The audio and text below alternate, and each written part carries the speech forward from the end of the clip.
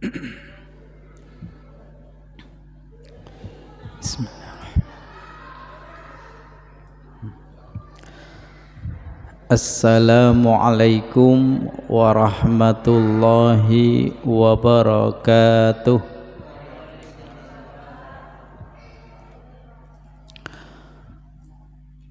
Alhamdulillahilladzi hadana li hada wa ma kunna linahtadiya laula an hadanallah. Ashhadu an la ilaha illallah wahdahu la syarikalah wa ashhadu anna Muhammadan abduhu wa rasuluhu la nabiyya ba'dah. Allahumma salli wa sallim ala nabiyyina wa maulana Muhammad wa ala alihi wa ashabihi wa barik wa sallima tasliman katsira. Qala Allah ta'ala fi kitabihil karim, a'udzu billahi minasy syaithanir rajim. Bismillahirrahmanirrahim. Ya ayyuhalladzina amanu taqullaha haqqa tuqatihi wa la tamutunna illa wa antum muslimun. Wa qala ta'ala kuntum khairu ummatin ukhrijat linnasi ta'muruna bil ma'ruf wa tanhauna 'anil munkar wa tu'minuna billah.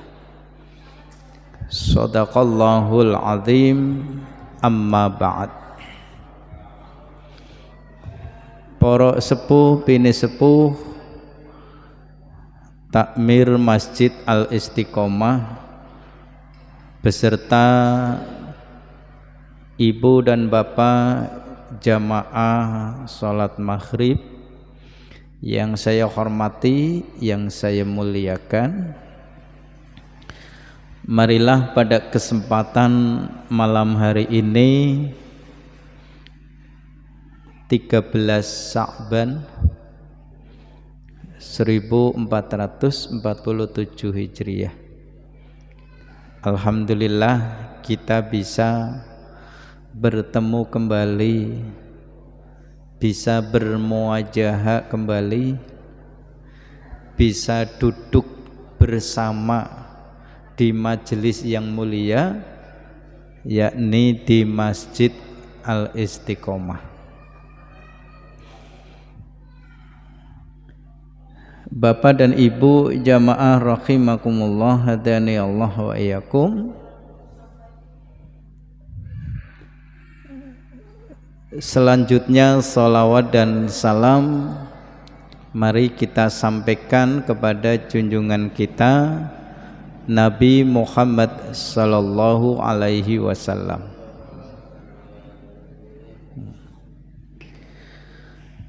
Pada kesempatan malam hari ini kita akan melanjutkan kajian kita Bapak Ibu dengan satu tema amar ma'ruf nahi mungkar.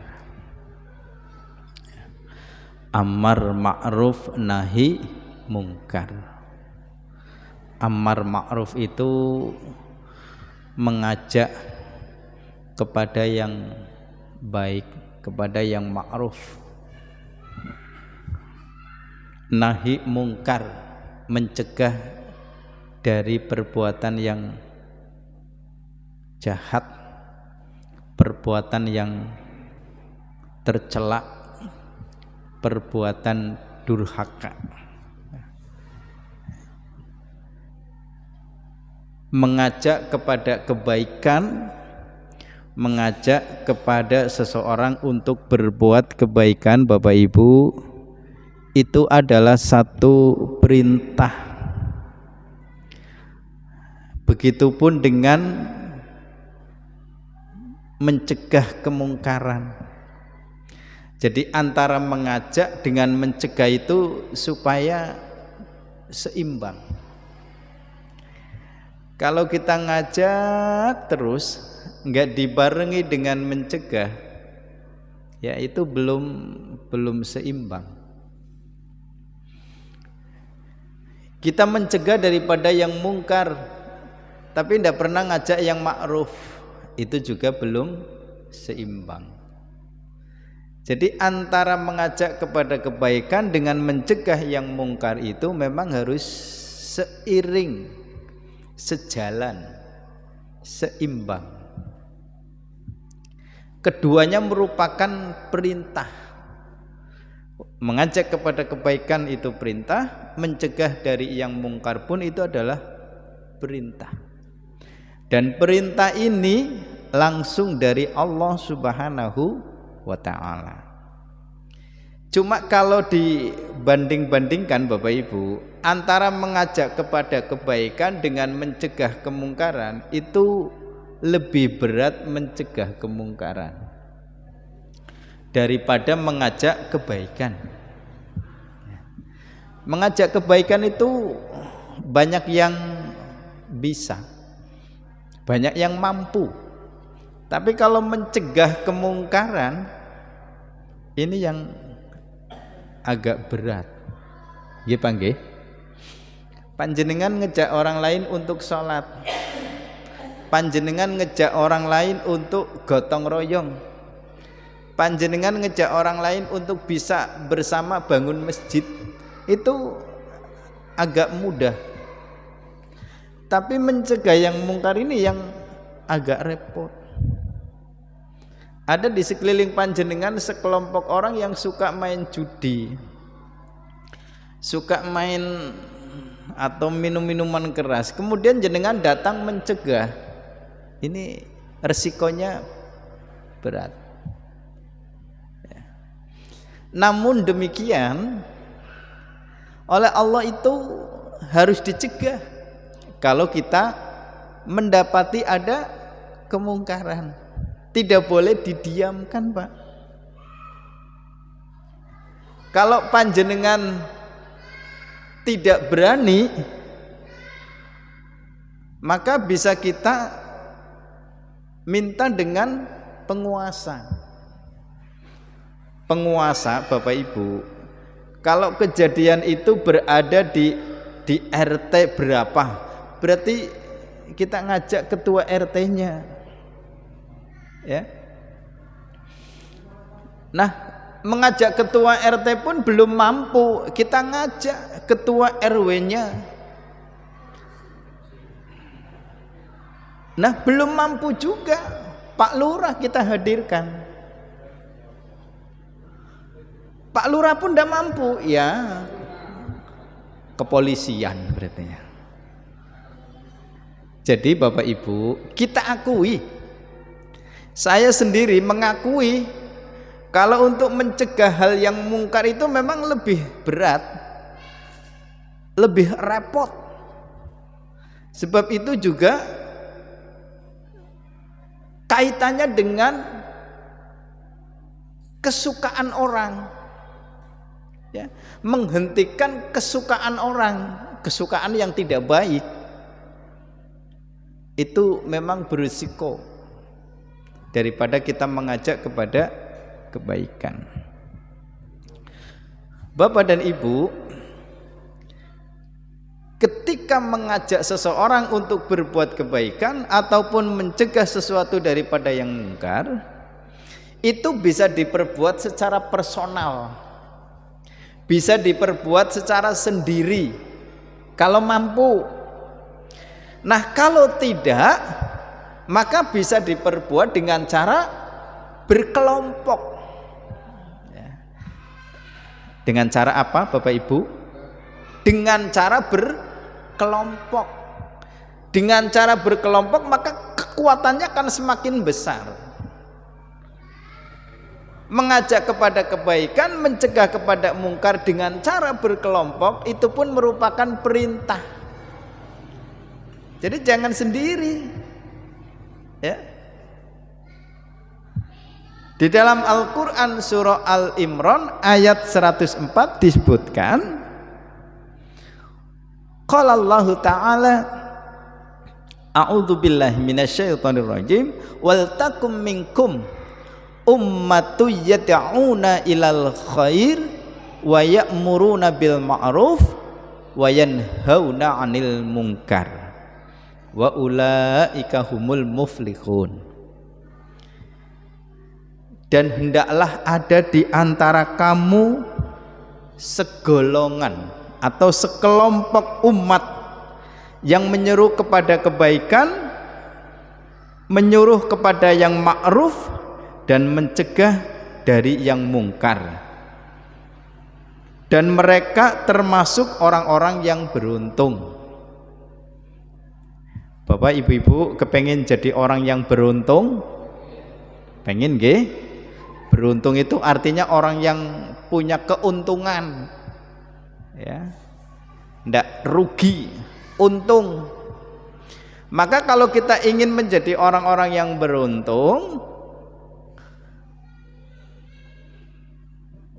mengajak kepada kebaikan atau mencegah daripada yang mungkar, baik secara pribadi, lebih-lebih dengan secara kelompok. Kenapa di Indonesia muncul banyak ormas Islam? Oke, Bapak Ibu, muncul banyak ormas Islam. Ormas Islam yang ada di Indonesia itu jumlahnya banyak. Tapi bagi kita yang paham, itu ada Muhammadiyah, ada Nahdlatul Ulama, ada Persis, ada Al-Irsyad, ada Jam'iyatul Wasliyah, dan macam-macam, banyak sekali. Nah, ini adalah kelompok-kelompok, ya, ormas Islam atau organisasi kemasyarakatan Islam. Tidak lain adalah tujuannya mengajak kepada kebaikan dan mencegah daripada yang mungkar. Nah, ketika diadakan satu kelompok, ini kekuatannya akan lebih kuat daripada sendiri. Salah satu contoh Bapak Ibu, ketika di satu wilayah perlu adanya tempat ibadah berupa musola ataupun masjid. Kira-kira masjid atau musola ketika dibangun dengan satu orang dibandingkan dengan ketika dibangun dari berbagai kelompok, ya, dibentuklah satu kepanitiaan, kira-kira akan jauh lebih sempurna yang sendiri apa yang berkelompok itu, Bapak Ibu? Ya, tentu berkelompok, ya, ada ketuanya, ada sekretarisnya, ada bendaharanya, ada bidang-bidang tertentu, ada bagian-bagian tertentu, ya. Kemudian bersatu padu untuk membangun satu bangunan berupa masjid. Maka itu kekuatannya akan lebih dibandingkan dengan orang yang bangun sendirian. Dampaknya pun juga beda. Kalau yang bangun sendiri, ketika jadi, pasti dia akan mengatakan, itu masjid kalau tidak ada saya tidak akan jadi. Tapi kalau dengan berkelompok, tidak ada kalimat seperti itu, ya. Sing dadi ketua orang mungkin ngomong yen ora anak nyong, ora anak nyong priben wong anak sekretaris anak bendaharane, ya. Sing dadi bendahara ya orang kena ngomong kangger bukan karena saya nggak akan jadi, ndak bisa. Wong anak ketuanya anak sekretaris. Sekretaris pun tidak bisa ngomong seperti itu dan lain sebagainya, ya. Ini Bapak Ibu berkelompok.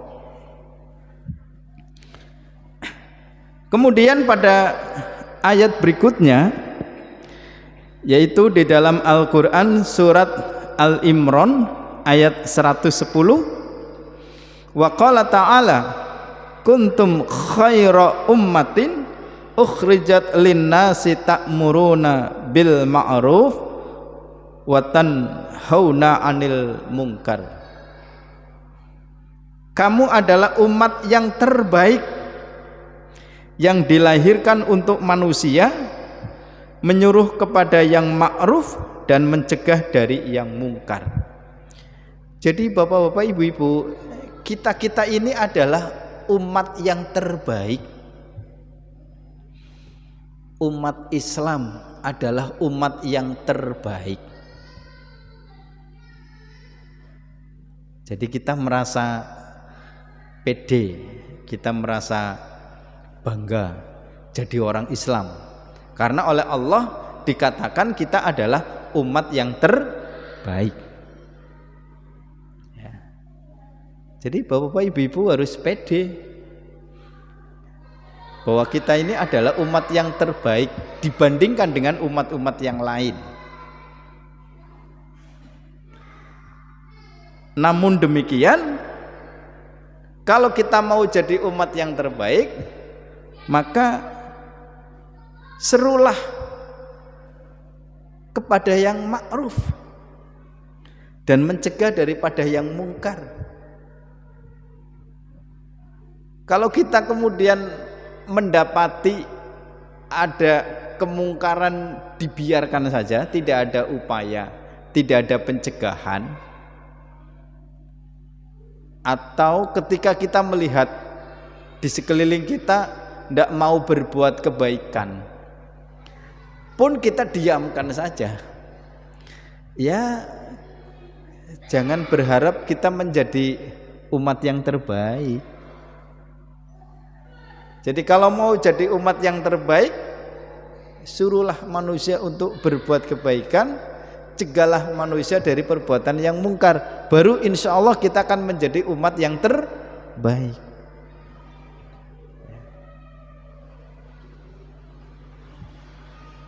Bapak dan Ibu jamaah rahimakumullah, hadani Allah wa iyyakum.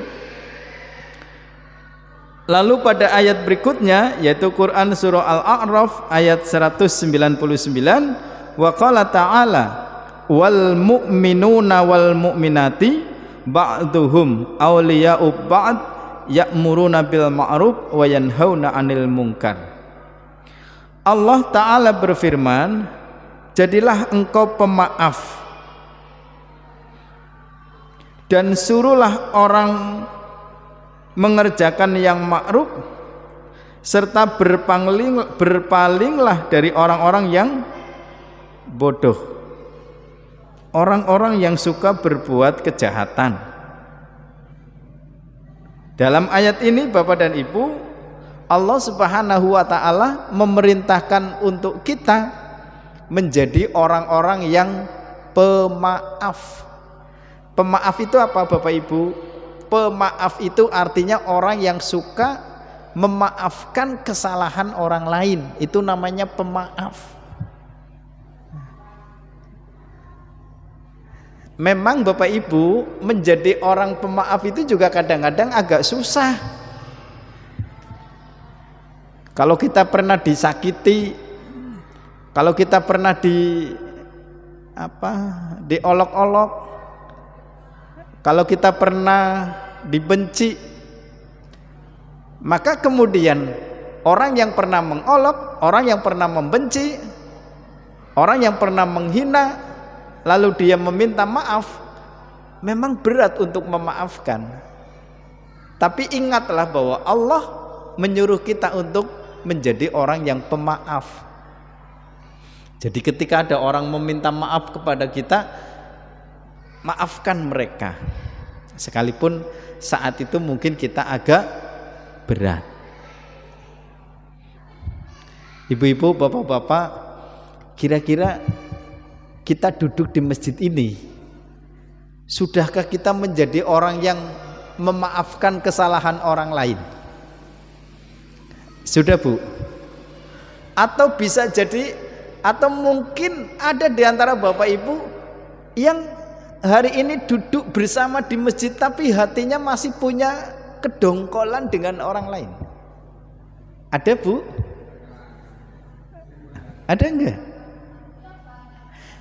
Kedongkolan, mesin dongkol ya. Nah, silakan Bapak Ibu usahakan supaya kedongkolan itu dihilangkan dari kita. Ya. Mungkin antara Bapak dan Ibu pernah punya kedongkolan kepada anak di antara anak, ya, atau mungkin punya dongkol sama keluarga, mungkin sama adik, mungkin sama kakak, atau mungkin kepada yang lain. Nah, kalau masih ada kedongkolan di antara kita, maka lepaskan kedongkolan itu. Jangan sampai kedongkolan itu terbawa sampai mati. Ibu nggih?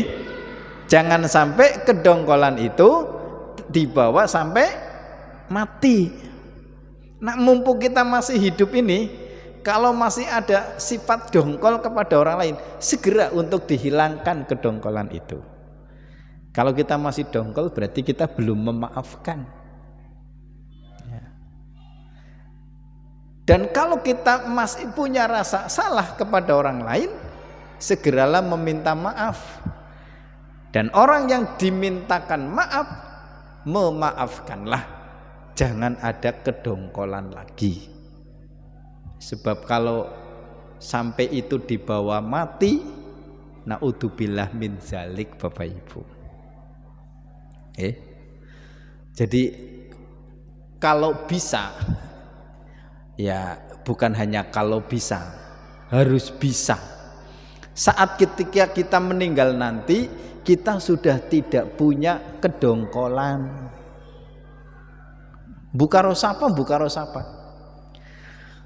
Makanya jangan sampai ada di antara bapak, terutama ibu-ibu, yang ketika ndak wawuan itu sampai ke bawah mati.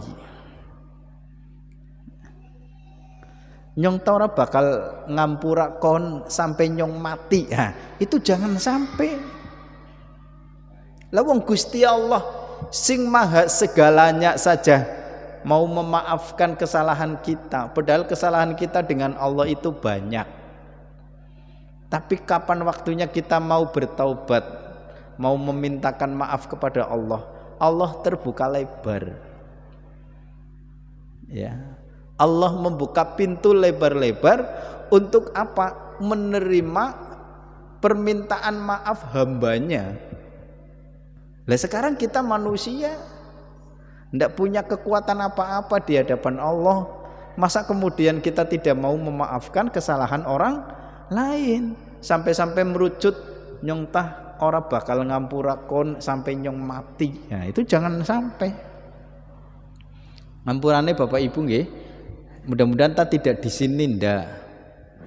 Anak wong sing misalnya anak karo ibune lah ya. Anak karo ibune ora wawuan, kowe sampai besok nang nyong mati kon ora usah melu ngadusi karo. Kowe Masya Allah nemen aja sampai. Nggih? Aja sampai. Wong tua sampai ngomong ning anak, yen iya hak engko nyong mati kon ora usah melu ngadusi. Ini berarti wis Masya Allah ya. Malah mestine kudune mbokan kon duwe salah karo aku ya tak maafna, samono sebaliknya mbokan aku duwe salah ya tolong dimaafkan. Kayak kuwe nggih nggih. Jadi bahasa gerintingnya nggo apa temen lah, kayak aku disimpen sampai tetahunan, ya disimpen sampai puluhan tahun, disimpen sampai mati, itu jangan sampai. Ya, karena Gusti Allah mengatakan bahwa jadilah engkau pemaaf. Kemudian suruh orang mengerjakan yang ma'ruf. Nah, lagi-lagi kita disuruh oleh Allah untuk mengajak orang lain berbuat ma'ruf, berbuat kebaikan, berbuat kebajikan. Dan berpalinglah dari orang-orang yang berbuat kemungkaran. Jadi ibu-ibu bapak, kalau melihat ada kemungkaran, kalau belum ada kemampuan untuk mencegahnya, ya paling tidak jangan bergabung dengan mereka. Kadang-kadang kan anak monine apa? Nyong ora kepenak. Nggih mboten? Pak gimana? Wis gabung. Wis jawane apa? Sok alim gitu ya. Monine sok alim gitu ya. Wis gabung terus kongkon nicipi gitu ya. Iya ya, pan orang nicipi ora kepenak lah kowe. Boro-boro bisa nyegah, lah kok malah gabung. Ya. Ora gabung monine ora kepenak karo sapa karo kanca. Kan akeh wong sing kadang-kadang monine ora kepenak. Nyong ora kepenak yang ora gabung. Ditawani apa? Yang ngampurane misalnya ditawani minuman ya Pak. Sak gelas cilik. Wis lah nggo pantes-pantes nggo ngormati sak gelas cilik mbok apa. Barang wis nicipi sak gelas cilik dijebule enak ya. Ayo maning oh. Ya, sak gelas gede. Akhirnya jadi ketagihan. Kowe bermula dari apa? Dari nimbrung. Long ayate kongkone mencegah malah nimbrung. Hati-hati Bapak Ibu. Kalau kita mendapati sesuatu yang mungkar, belum ada kemampuan untuk mencegahnya atau menghentikannya, paling tidak kita jangan gabung. Nggih, jangan gabung. Lagi ibu-ibu juga kadang-kadang akeh gabung. Contoh, anak sekelompok ibu-ibu neng kono lagi ngobrol enak nemen.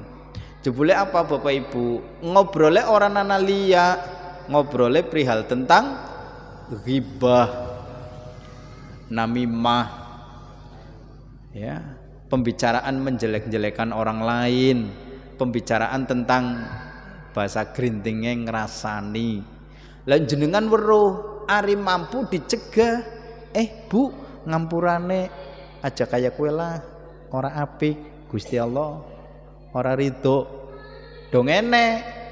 Lan jenengan orang mampu bukan disengiti, ya wis meneng bae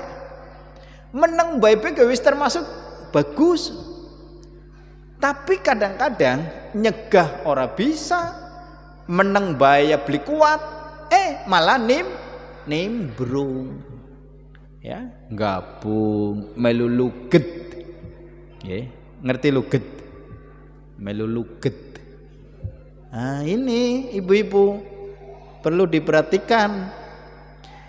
Jangan dianggap itu bukan perbuatan yang mungkar, itu termasuk perbuatan yang mungkar. Kalau kita bisa mampu dicegah, kalau tidak bisa ya meneng, minimal meneng tur orang gabung. Lakin akehe malah gabung meluluget, ya akhirnya kemungkaran itu tidak akan berhenti, malah semakin melebar, semakin merajalela. Itu ibu-ibu yang saya hormati, bapak-bapak ya. Lalu yang berikutnya, wal mu'minuna wal mu'minati ba'dhum awliya'u ba'di ya'muruna bil ma'ruf wa yanhauna 'anil munkar. Dan orang-orang yang beriman, laki-laki dan perempuan, sebagian mereka itu adalah menjadi penolong bagi sebagian yang lain. Mereka menyuruh atau mengerjakan yang ma'ruf, mencegah daripada yang mungkar. Nah Bapak Ibu, sejatinya kalau kita mengajak orang lain untuk berbuat kebaikan, mencegah orang lain dari perbuatan yang jahat, itu sesungguhnya kita sedang menolong. atau kita jadi penolong. Cuma masalahnya orang yang diingatkan, orang yang ditolong itu kadang-kadang tidak mau. Nggih Pak nggih. Kadang-kadang akehe ora gelem. Dijak berbuat kebaikan ya emong, berbuat kejahatan dicegah ya ora gugu. Kebanyakan itu. Padahal sesungguhnya orang yang mengajak kepada kebaikan dan mencegah daripada yang mungkar itu adalah sedang menolong atau menjadi penolong. Mestinya orang yang ditolong itu harus senang. Alhamdulillah esiana wong sing gelem nuturi. Ya. Bapak Ibu, misalkan panjenengan lagi jalan, terus di depan sana itu ada sesuatu yang membahayakan. Oleh orang lain mengatakan, "Pak, Bu, jangan diteruskan." Kenapa sih? Depan itu jalannya lagi longsor. Jangan diteruskan. Balik lagi saja. Tapi jenengan orang gugu. Begitu diteruskan, ya, ternyata memang lagi terjadi bencana. Karena jenengan tidak menghiraukan peringatan dari orang lain, sehingga kemudian panjenengan menjadi merasakan kebahayaannya itu karena tidak mendengarkan peringatan orang lain. Akhirnya ya Pak, jenengan jadi celaka karena diingatkan tidak mau. Itu contoh Bapak Ibu.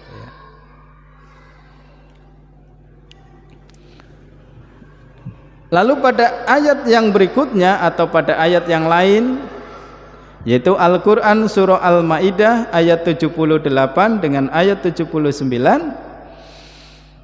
lu'inal ladzina kafaru mim bani Israila ala lisani Dawud wa Isa bin Maryam dzalika bima asaw wa kanu ya'tadun kanu la yatanahawna an munkarin fa'aluhu labi sama kanu yaf'alun. Allah Ta'ala berfirman, telah dilaknat orang-orang kafir dari Bani Israel dengan lisan Daud dan Isa putra Maryam. Yang demikian itu disebabkan mereka durhaka dan selalu melampaui batas. Mereka satu dengan yang lain selalu tidak melarang tindakan mungkar yang mereka perbuat. Sesungguhnya amat buruk orang yang selalu mereka perbuat. Bapak-bapak, ibu-ibu, orang-orang kafir dari Bani Israel itu telah dilaknat, ya, dengan lisan Nabi Daud dan Nabi Isa putra Maryam.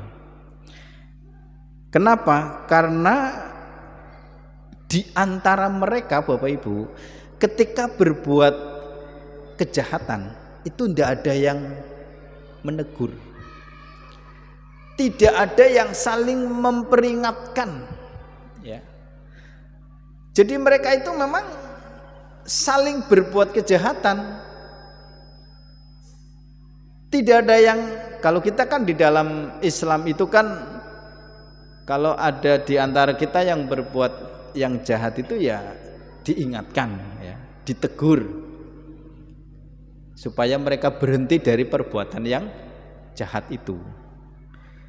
Tapi untuk mereka orang-orang kafir itu tidak.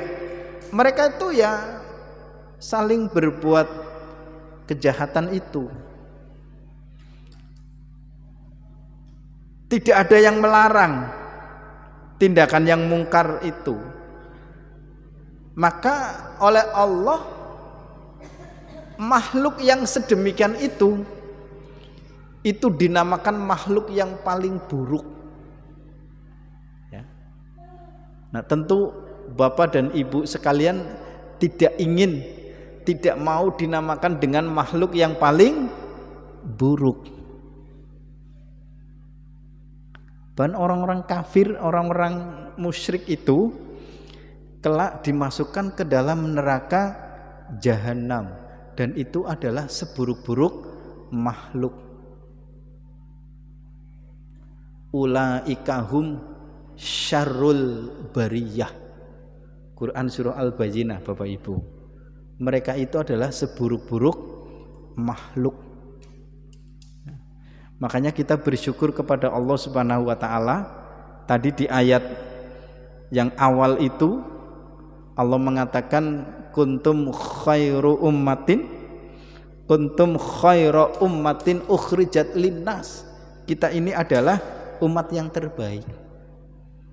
Umat yang terbaik, bukan umat yang terburuk, bukan makhluk yang terburuk, tapi insya Allah kita ini adalah makhluk yang terbaik. Ya. Nah, Bapak-bapak, Ibu-ibu jamaah rahimakumullah hadani Allah wa yakum. Yang berikutnya Quran surah Al-Kahfi ayat 29, wa qul haqqu mir rabbikum faman syaa'a falyu'minu wa man syaa'a falyakfur. Allah taala berfirman, dan katakanlah kebenaran itu datangnya dari Tuhanmu, maka siapa saja yang ingin beriman hendaklah ia beriman, dan siapa saja yang ingin kafir biarlah dia itu kafir. Kebenaran itu datang dari Tuhanmu. Apa yang disampaikan oleh Allah, apa yang difirmankan oleh Allah di dalam Al-Quran, itulah yang terbaik. Itulah yang dianggap paling benar. Jadi bapak-bapak, ibu-ibu, ketahuilah bahwa apa yang ada di dalam ayat-ayat Al-Quran itu adalah sesuatu yang sudah diyakini kebenarannya. Kalau di dalam Al-Quran ada berita-berita tentang ancaman dan hukuman, ya itu pasti akan datang. Ada beberapa ayat yang berisikan tentang ancaman, ada beberapa ayat yang berisikan tentang hukuman bagi orang yang berbuat ini itu, nanti hukumannya begini. Itu kita yakini kebenarannya, karena itu mutlak, firman Allah benar.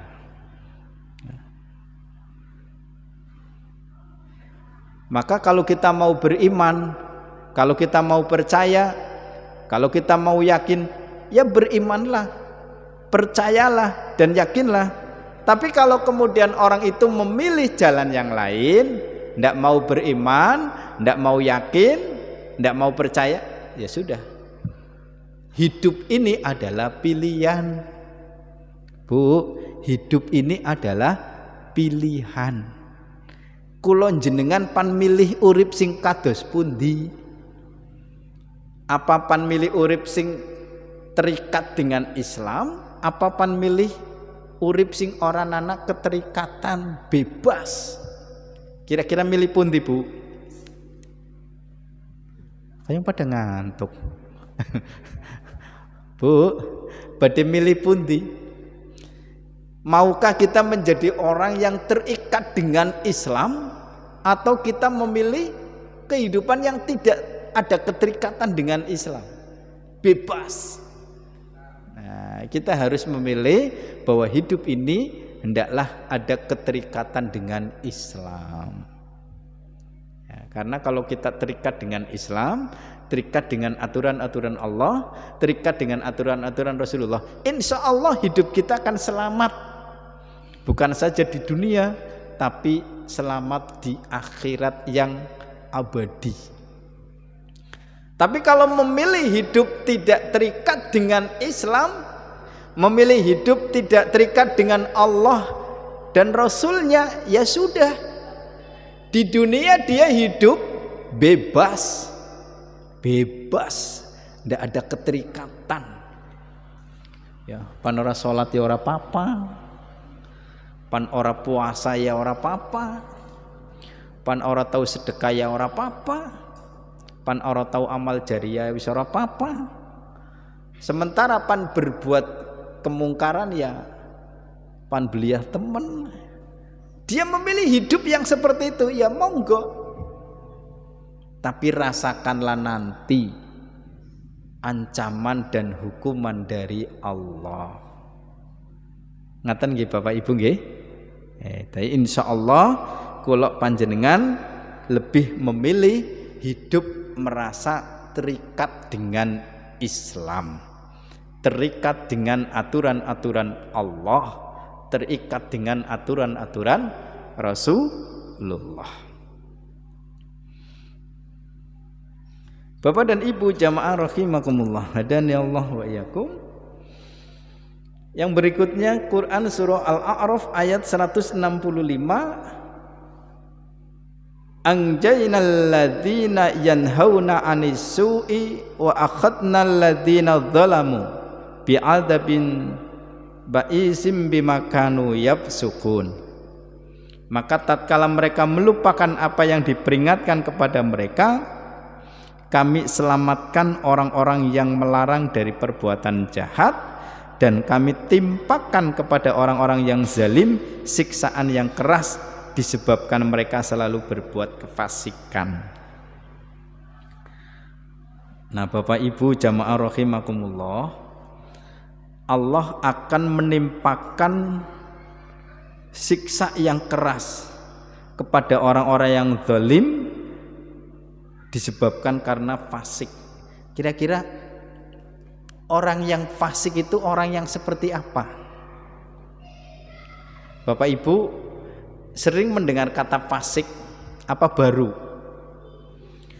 Fasik itu artinya orang Islam, jadi dia orang Islam tapi tidak taat dan patuh dengan ajaran Islam, itu namanya fasik.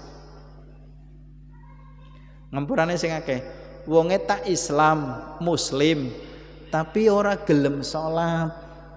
Tuliki engko bulan Ramadan sing panteka, sepanjang Ramadan ya ora gelem puasa.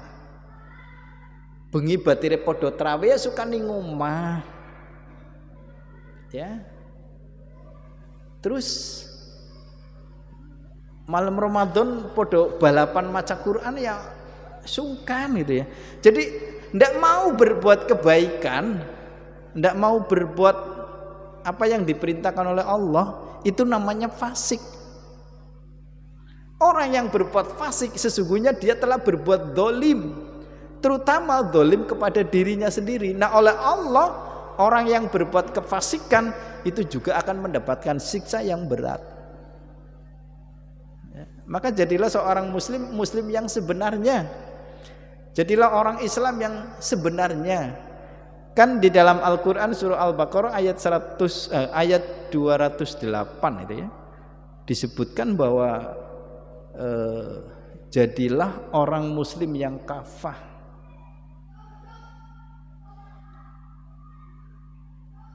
Ya ayyuhalladzina amanu dkhulu fis-silmi kafah.